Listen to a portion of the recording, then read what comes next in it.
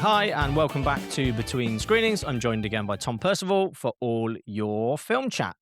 Today we're going to be talking about the things we've seen recently. We'll do a bit more of a preview of the Manchester Film Festival, and we're going to make our Oscar predictions, aren't we, Tom? We are indeed, Neil. I feel like we've been talking about Oscar predictions for like the last 3 months. To be honest, I find it all very tedious. Like, I feel like I know we're going to talk a little bit about Timmy Chalamet, but I think his old school put out an Instagram post this weekend saying that ranking art is by itself inherently stupid. And I do dislike the notion that there is a best or worst film. And I just think it's all people want to talk about. Like, there's a film that I saw this week, and as I was leaving the screening room, the immediate conversation among critics was, "Oh, well, it's probably too early for it to be a Best Picture contender." And you're like, "Why does that matter?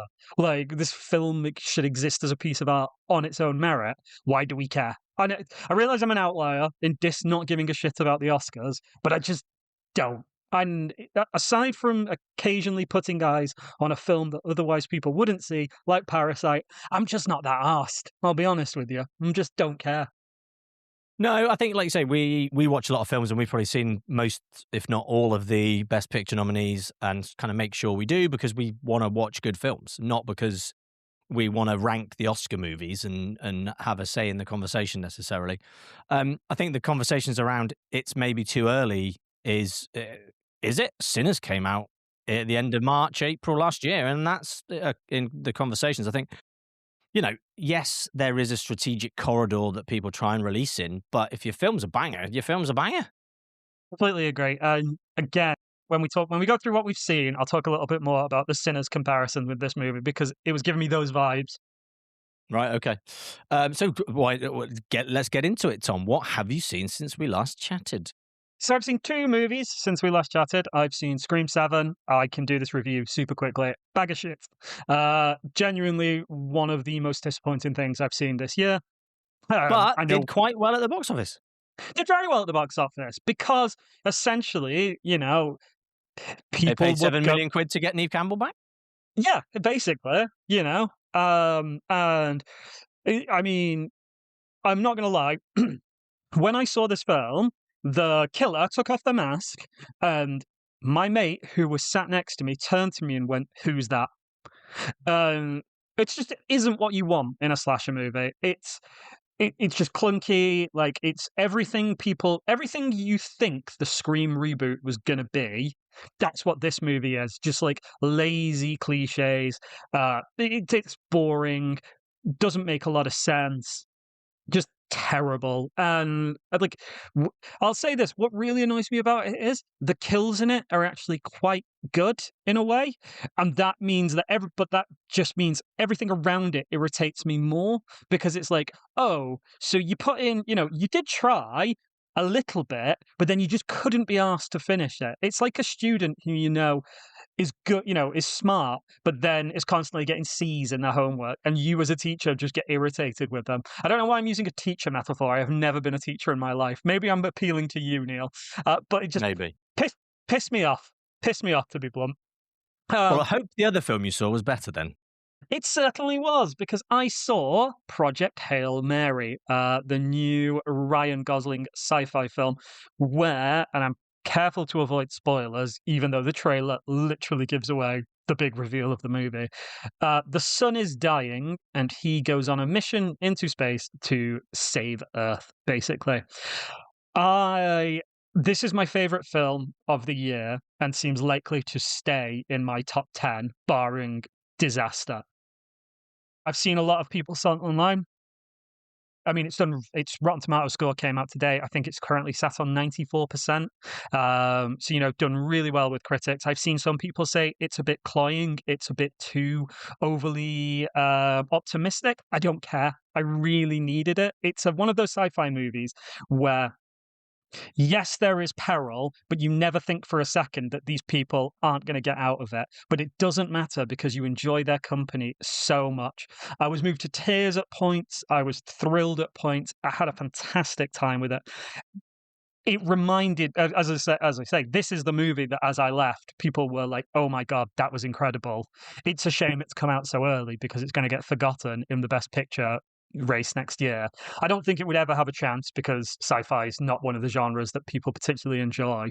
But people were comparing it to Sinners in terms of you have a big populist movie that could, in theory, get some awards attention. Like it feels like it has that sort of gravitas to it, if you know what I mean. Maybe not to the extent that Sinners does, because obviously Sinners made by Ryan Coogler, starring Michael B. Jordan. Their names have been in contention for awards for a while, but it felt to me like it's one of those movies that you just, as soon as you're out of it, you're like, that is a DVD buy. That's going on the shelf. You know, like it needs to be owned. I absolutely loved it. I thought Ryan Gosling was amazing in it, especially because he's essentially playing off himself for the majority of the film. If you can see this, I would say see this in IMAX, the biggest screen possible, and you'll have a fantastic time. I also, for those people who've read the book, had someone who had read the book sat next to me, and they spent the walk to the tube station after the film telling me how close it was to the book and how impressed they were that they'd managed to honor the spirit of the book so much. It's by the guy who wrote The Martian. So Yes. it's got a lot in common with that. But I adored this movie, and I think Neil, you're going to love it. It sounds right up my street, so I can't wait to see it. So I've seen two sort of contrasting films since we last saw each other. Neither of them particularly cheery. I saw If I Had Legs, I'd Kick You, Oh starring yes, Ros Byrne. She's Oscar nominated for Best Actress for it, and she turns in a stellar performance. It's I've seen it by the way, so I know You have? exactly. Yeah, Yeah, I mean, it's the sort yeah. of film. It is the sort of film that it's her close up for pretty much the whole 2 hours runtime, which didn't need to be 2 hours. I mean, if I was going to do anything with this film, I'd cut half an hour out of it. I thought her performance was really good. It is not a fun watch. It is hard. It is stressful. It is frustrating, which is meant to be. I could get that. Not seeing the kid, you're sort of like, what's wrong with there's a bit of an uncanny valley sort of thing. Like, is she just spiraling and going mad? Like, is this postpartum depression, or is she actually just dealing with everyone around her just letting her down? Because it seems like everyone around her, all the men around her, are just letting her down. So yeah, I came out of it and I didn't really know what I was meant to take away from it. I think was the difficult bit. I was like, what am I meant to think about this afterwards?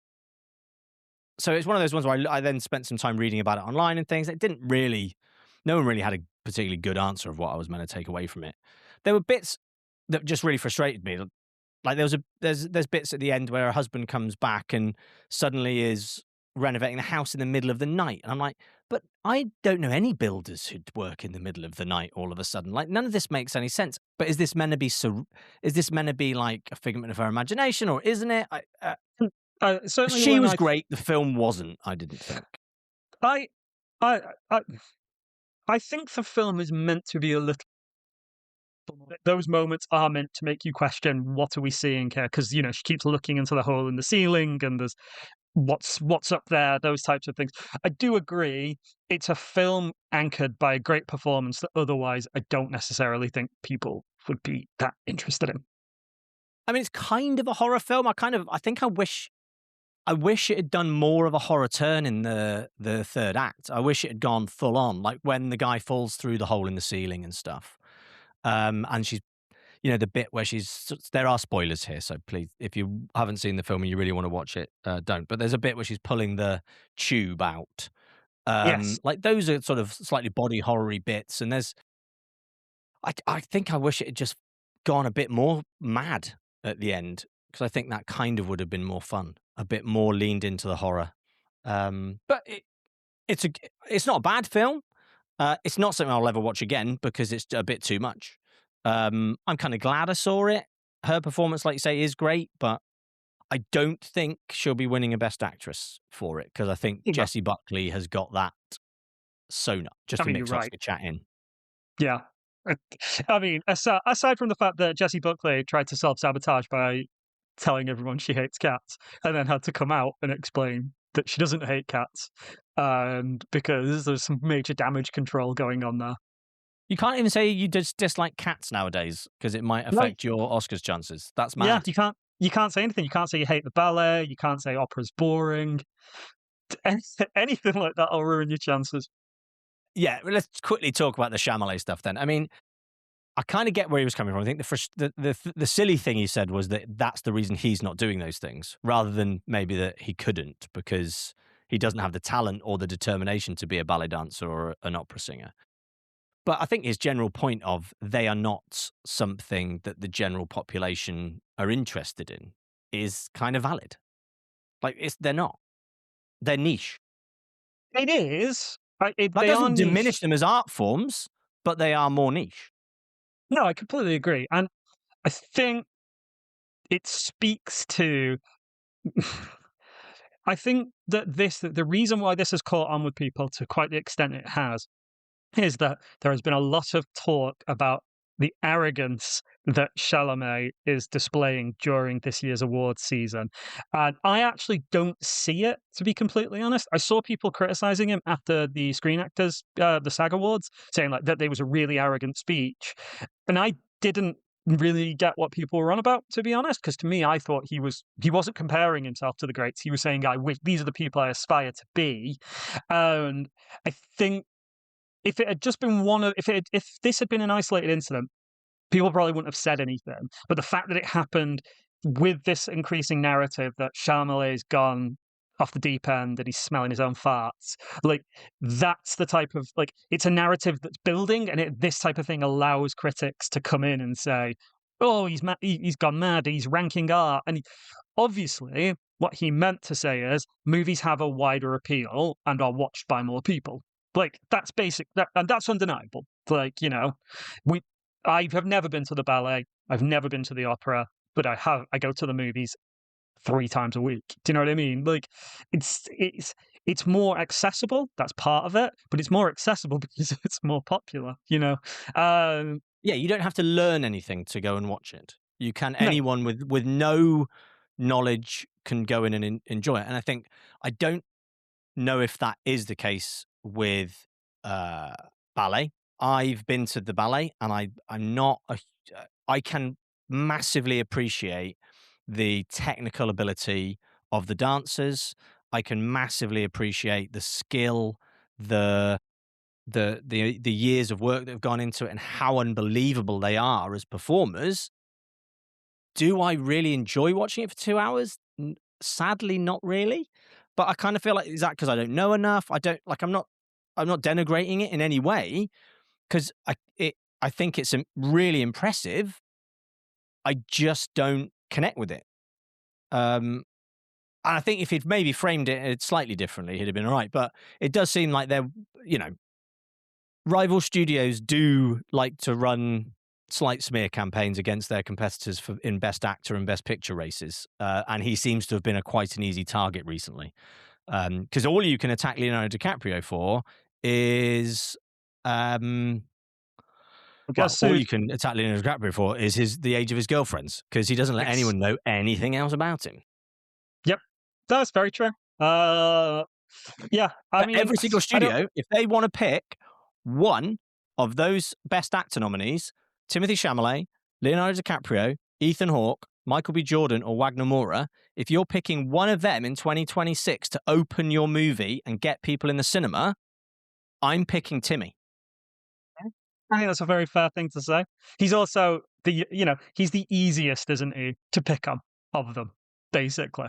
But that's you're right. He's the young upstart, isn't he? So, pick on the young upstart.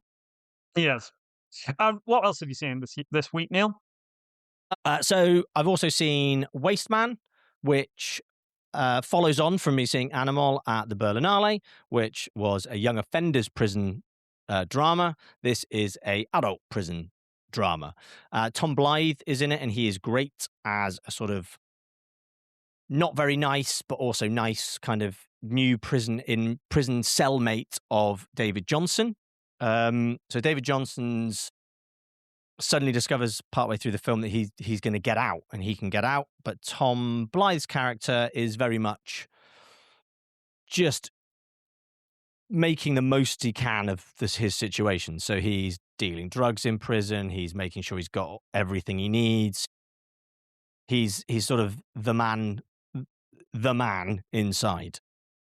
but then he butts up against the people who are already the main guys. There's a lot of general prison drama type stuff happens in it, but I think there's enough twists in it to keep it interesting. I think the sort of the runtime absolutely whipped along. The performances were really really good. I really enjoyed it. I thought it was great. Yeah, there was lots of aspects of it I really enjoyed. I liked the way it was shot. I thought was really cool. They sort of mixed in phone footage a lot of the time as well, which made it feel a lot more real. Um, it was a very solid prison drama. I mean, But if you I don't like would prison expect dramas, don't go and watch it because you won't. You won't. I would expect nothing less, basically, based on the cast alone. I mean, David Johnson, of course, the Film Festival alumni, because he was He in is. Riley, which opened 2024, did it? So I believe, yeah, I think 2024. But although I've been watching Industry basically for the last 2 weeks at night as my before bed program. He is very good in the first 2 seasons of that as Nice. well. Obviously, also starring Kit Harington, who will be at the opening night of Manchester Film Festival. You'll be having a chat with him after his film Psychopomp. I will indeed. I'm very much looking forward to it. Should we have a little bit more of a chat about Manchester Film Festival, which is terrifyingly close now, to be completely honest with you, Neil? It is terrifyingly close. It's sneaking up on us. I mean, the exciting thing is we seem to be selling out screenings already, which is nice. So there's a few screenings that have already sold out. Some that you just don't predict. I think we talked about last time that the Last Viking seems to have sold out. Mads Mikkelsen heist movie, people just going mad for. Other films that are doing really well. We've got obviously some Manchester stuff that sold out at screenings at home. So 2 world premieres of Manchester directors' films. We've got the Northwest Shorts always sells out, so they're pretty much done. So if you want tickets and you actually want to be able to get into the things you want to see, you need to book now, really, because everything seems to be selling really well. Urupkja, the Charlie XCX film, that's pretty much gone. Surprising. Yeah, I mean, it would be lovely if Charlie came, but she's not going to. She's a busy lady. I mean, I'll give you that's fair. I mean, she could have had a great time with us, at the after party. But I understand she's got busy, you know. Yeah, but I mean, so there's loads going on.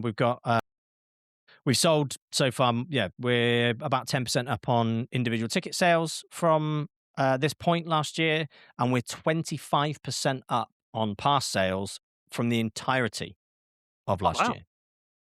Wow. So yeah, we've already sold over 500 passes, and we only sold 400 total last year.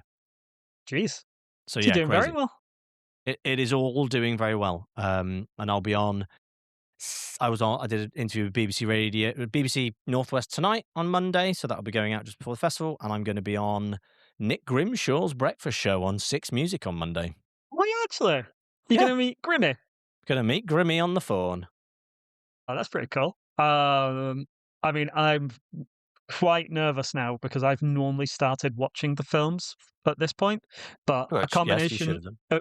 of you sending them late, yes, I am blaming you, and my busy social schedule and the fact that Emily, who's also on the jury with me, has been in LA until late last week means I haven't even started, and I've got 14 movies to watch, I think, for Nice. the competition stuff, and that doesn't include Q&A bits and bobs, presumably, that I'll have to watch as well. Yeah, I'm assuming most of those will be Q&A stuff. I don't think you'll have much more Q&A stuff than those. I'd hope so. I'd hope not. But, normally there is always a slightly, I wouldn't say rushed screening, but me in a hotel room at 7 a.m. watching a movie that morning for a Q&A I'm doing that afternoon, which is never a way I particularly enjoy watching films, I'll be completely honest with you, but needs must sometimes. These things happen. But not like one of our shorts jurors. One of our shorts jurors, I sent all the shorts to them. There was like 6 hours worth of shorts. And she replied to me and said, I'll get to these. I'll get to these over the weekend. And then she watched them all on a Sunday afternoon. I Yeah, was like, how have you managed that? But fair play to her. I mean, it's impressive. I have feature-length films to watch. I've got how God, I don't even want to know.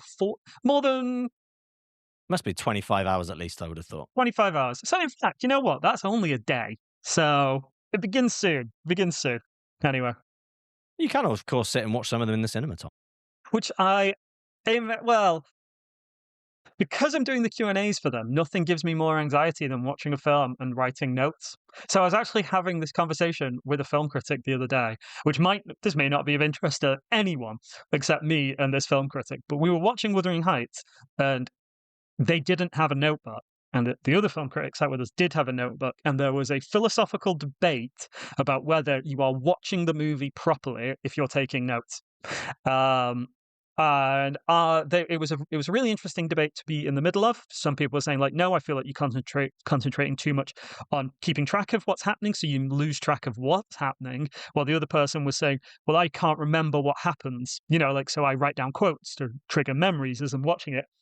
And I was sat in the middle thinking, the reason I don't take notes is because I can't see in the dark like an Yeah, idiot. Yeah, so that's the that's reason fair.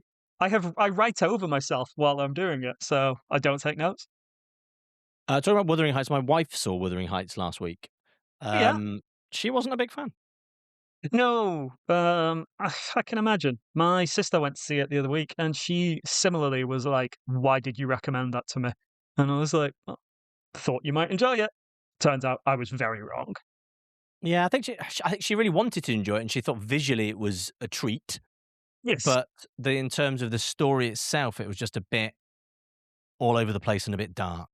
Well, since we've last spoke, I have watched because I wanted more Wuthering Heights in my life. I watched the ITV serial starring Tom Hardy and his lovely lady wife, whose name I can't remember at the moment, which is far more accurate to the book, I am told. And I enjoyed a lot more than I enjoyed the Emerald Fennell Wuthering Heights. I hate to say it, mainly because Tom Hardy, all I ever hear is the Bane voice. So even when he's Heathcliff, all I can hear is this. Yes, that is. I mean, or the Welsh accent he does in Lock.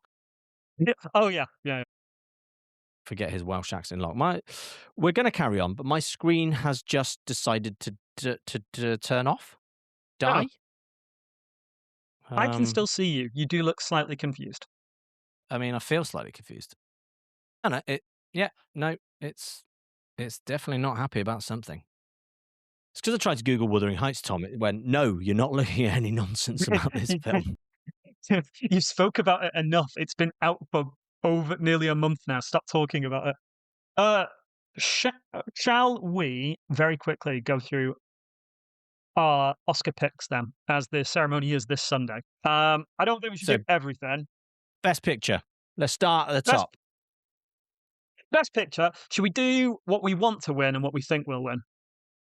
Both. I want Sinners to win. I do not think it will. I think it's going to be one battle after another. So I voted for One Battle After Another at the BAFTAs. So I'm not going to change my mind, and I'm going to vote again for One Battle After Another. I must say, I think it is one of the best years for Best Picture nominees we've had in a long time. Splitting Sinners, One Battle After Another, and Mighty Supreme for me was really tough.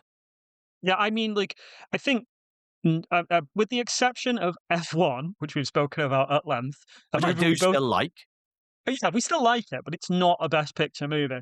I think, yeah, I think that if any of those three won, I'd be quite happy. I'll be honest with you. Yeah. What did you say?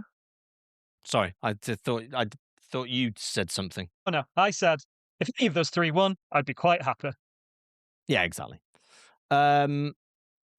Yes, and I think that's rare at the from the last few years. I think there's normally been either one front runner or maybe two, or sometimes where you're like, really, is that the best we've got? I mean, we've spoken about this. Coda, a movie we both enjoy, but do not think is a Best Picture winner. No, it doesn't stand up against the other best picture winners of No. the last 20 years. Okay, best director. Ooh, I mean, I think Josh Saftey's out of this. I'll be honest with you. I don't think he stands a chance after some of the recent allegations that have come to light that I won't mention here. I think that's probably poisoned any chance. I think it's Paul Thomas Anderson, really, isn't it? Like, best one in the world. I'd love it to be Ryan Coogler, but I don't see it. I don't know how you feel about it. I think it's Paul Thomas Anderson's time. Yeah, I agree. And I again, think I voted for him again in the BAFTAs. So I'll stick with PTA. fair. What about best supporting actor? So I voted Sean Penn. Did you? Yeah. See, I think he'll win it. I don't want him to win it because I don't like Sean Penn. Like, I think that's a great performance, but I genuinely dislike the man. So, I'd love Delroy Lindo to win it. I don't think he will. I mean, basically, I notice any this time I'm just picking the sinners. I'm picking Yeah. sinners, and you're I picking. was gonna bring that up, Tom. Yeah, I mean, I think it's probably Sean Penn's award to lose. I do wonder if Delroy. Voting closed last week, didn't it? And I do wonder what happened at BAFTA may have influenced some of the voters to give Delroy a moment. I'm not necessarily. I think he's worthy of it anyway. I genuinely do. But I could see if we're looking at like how the Academy think about these things, and to be blunt as well, sometimes the way they seek attention, um, I can see a world where they give it to Delroy sort of as a we're making up for what the BAFTAs did, which again, I don't want to get into what the BAFTAs did, but I could see a world where that happened. But I would, if I was betting, I'd say Sean Penn. Yes, I would say Sean Penn. I think the BAFTAs thing was tough, wasn't it? I mean, I don't blame him for shouting out. If you've seen I Swear, you understand the condition. I do not understand why someone didn't go and put an arm around them afterwards and explain properly to them what had happened. Genuinely bizarre. Like, because from what I've read, they were kind of just left on their own, and no one spoke to them at all really afterwards, which seems no, mad. it seems very confused as well as to obviously, Alan Cumming made an apology on stage, or he sort of explained what had happened. But I think there's just a huge BAFTA fucked up massively.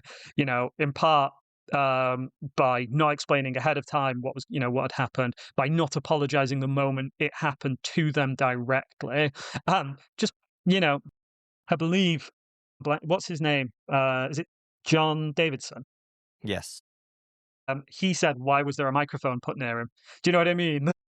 I mean, they've claimed that microphone was just for audio balancing rather than picking up sound. So, Well, regardless, I think the blame here lies with BAFTA and the BBC for not yeah, I editing mean, it out. BAFTA for not addressing it very well in the room, and the BBC for airing it. I mean, and that was Yeah, I mean, someone's gone for that, surely. you'd imagine so. I mean, if you watch the Brits, wow, they were quick on the button for muting anything that happened in that show. They were indeed.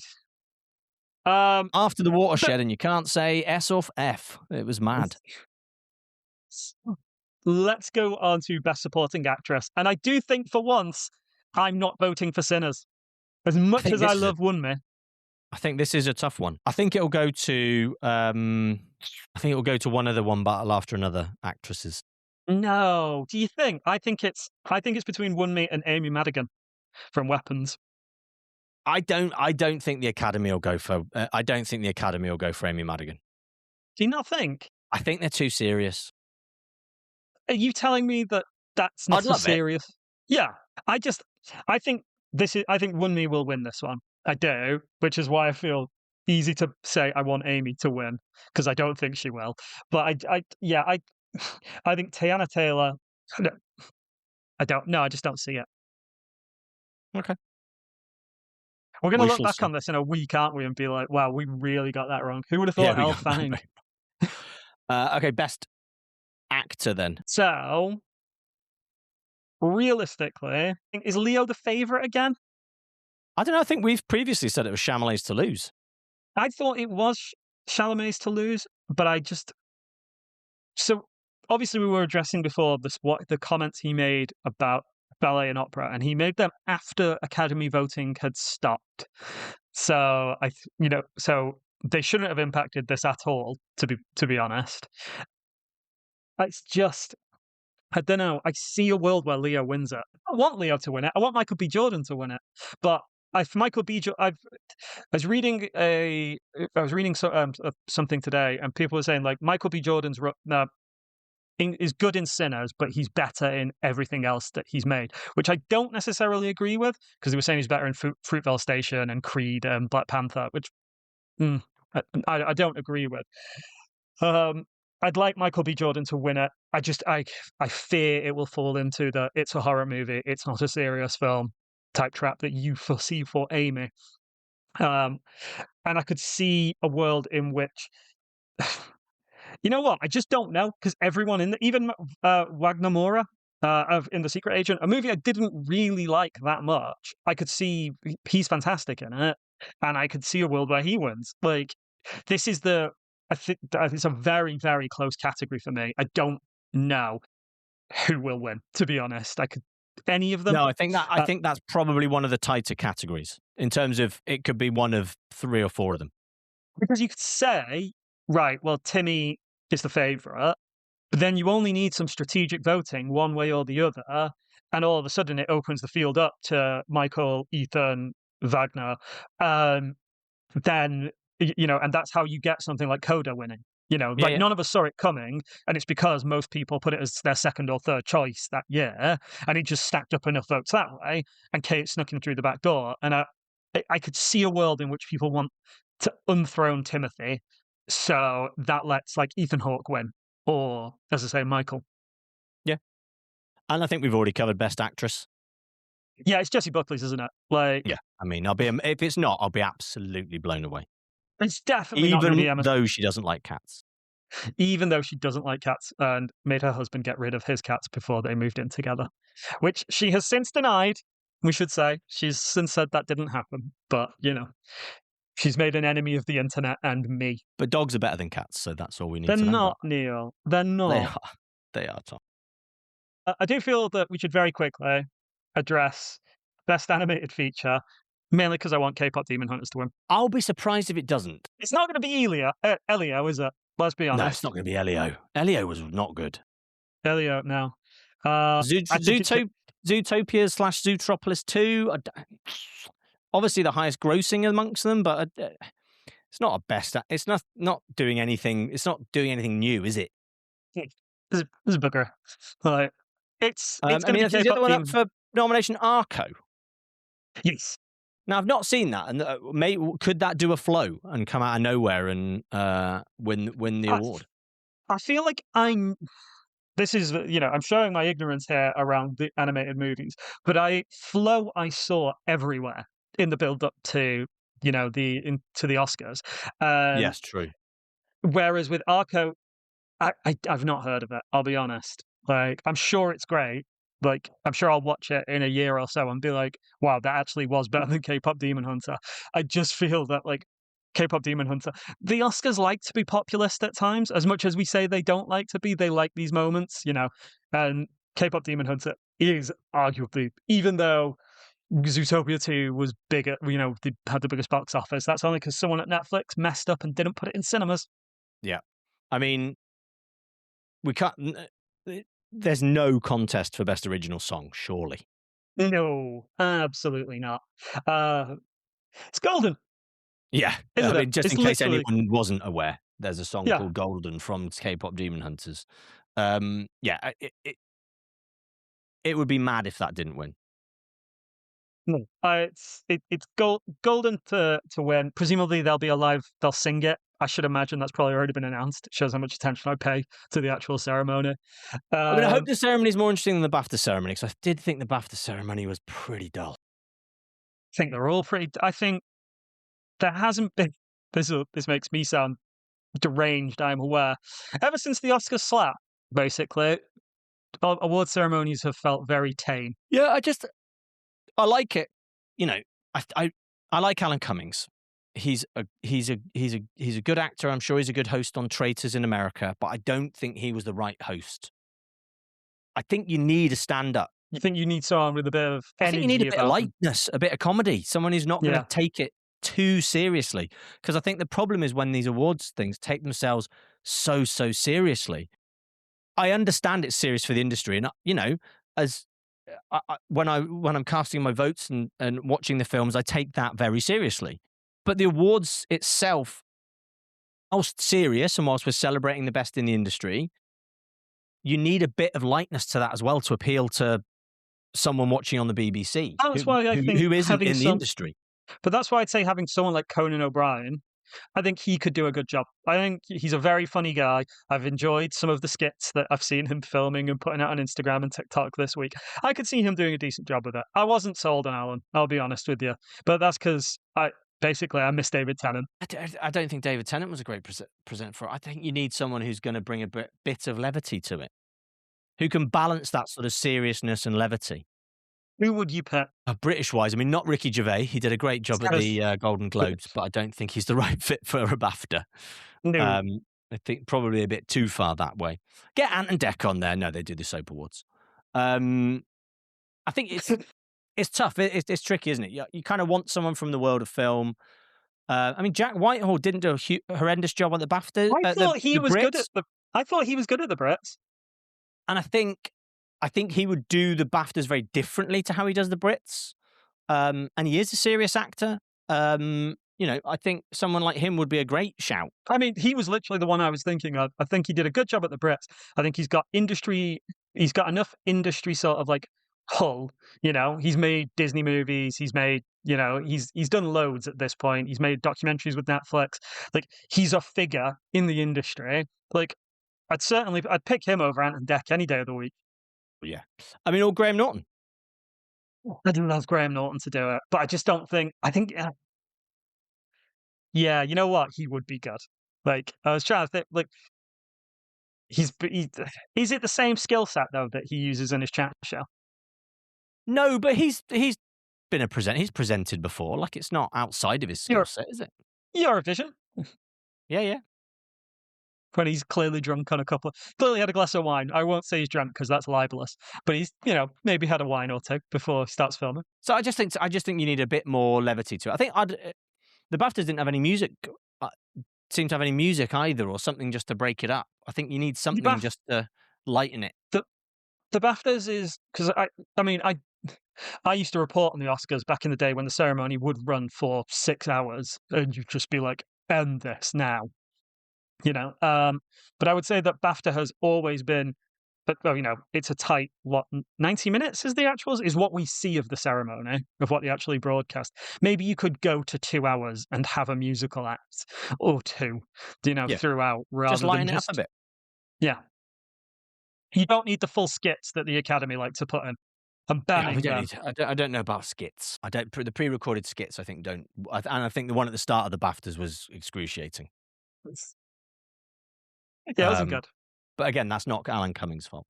Right, I think we probably best leave it there because I think this is probably enough awards chat. And thankfully, we can maybe reference what won next time we talk. But next time we talk, we might actually be at Manchester Film Festival, Tom. We might record a live pod in person. Let's do that. Oh my God, when I'm there from Thursday. Yeah, after you've interviewed Kit, after opening night's been and gone, and we're all sort of 7 days into the 11 days of the festival, having to discuss what's going to win the awards at our festival. Yeah, exactly. And we'll be like, do you think this is how you'll be like saying, we need a skit to break up the awards. We need a musical number. Get them handed out and get to the pub. Agreed. Yeah, I mean, people have asked, are you going to do a sit-down dinner for it before? And I can't think of anything worse. Sit down. I mean, think how much that would cost. Yeah, well, some film festivals do sit-down dinners and charge the filmmakers like 200 quid a ticket to attend the awards. Yeah, wouldn't be me. Sorry, Neil. No, I mean, it's not something I would do. I'm not going to charge filmmakers to have to come to their own awards ceremony. That would be madness. So, yeah, it's we'll present them in the cinema again this year, and then we'll all go to home to get merry afterwards and celebrate the festival as a whole. Lovely stuff. And realistically, we do awards because the filmmakers do like it. Even the ones who don't win like the idea of like having the awards. So, it's there for them and it's there to celebrate and give them a platform and a springboard. Because having that laurel on, the official selection laurel on, is great, but having a I won an award laurel does help. Of course it does. And We've said this does a lot.